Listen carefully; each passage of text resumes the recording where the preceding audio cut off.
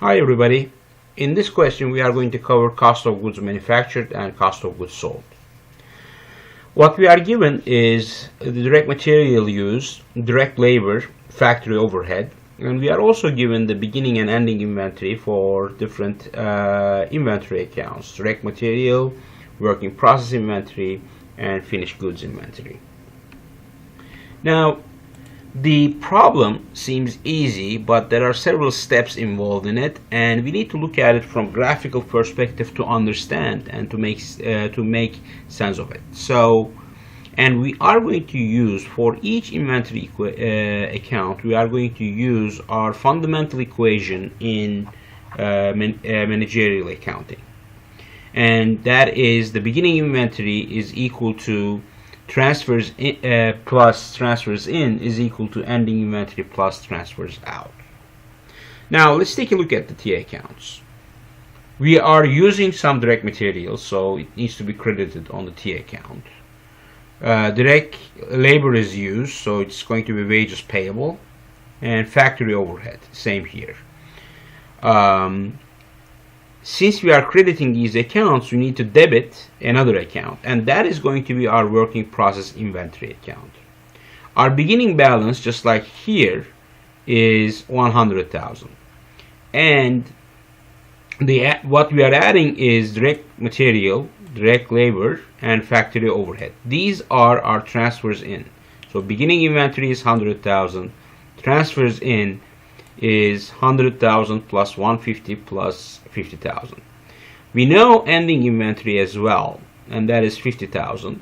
Transfers out for working process inventory is whatever we are finishing and sending to finished goods inventory, and that is called cost of goods manufactured, the ones that we are finishing. So cost of goods manufactured will be transfers in to finished goods inventory, and there will be a beginning balance and ending balance, and transfers out from finished goods inventory is cost of goods sold. As we see, now we need to calculate cost of goods manufactured first to be able to calculate cost of goods sold. So let's take a look at the working process inventory account in more detail. We know that the beginning balance of working process inventory was 100,000. And then transfers in are the 100,000 direct labor, 150 for direct material, 150 for direct labor, and 50 for manufacturing overhead or factory overhead. This 50,000 right here is our ending inventory, and transfers out is going to be our cost of goods manufactured. So 100,000 plus the 100,000 plus the 150 plus the 50, this total is 400,000 is what we have available in working process inventory, and ending balance is 50. Subtract 50 from that, we should have shipped $350,000 worth of finished goods to finished goods inventory. If we solve the equation, we are going to see that the cost of goods manufactured is actually 350. Now, I'm going to apply, now I know cost of goods manufactured, I'm going to apply the same equation to finished goods inventory as well.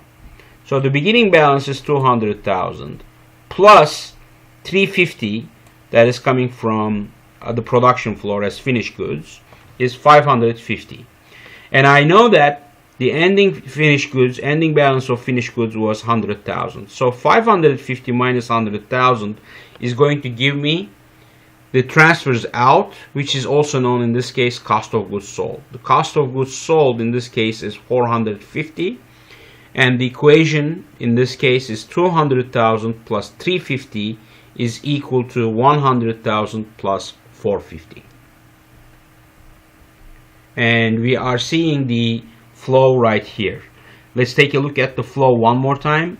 So direct material, wages payable, direct labor, factory overhead will come in.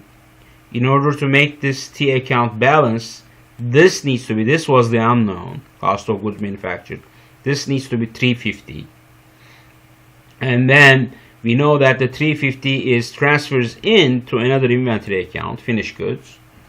And we know that 200 was the beginning balance plus 350 minus the 100 is going to give me the cost of goods sold or transfers out from finished goods inventory.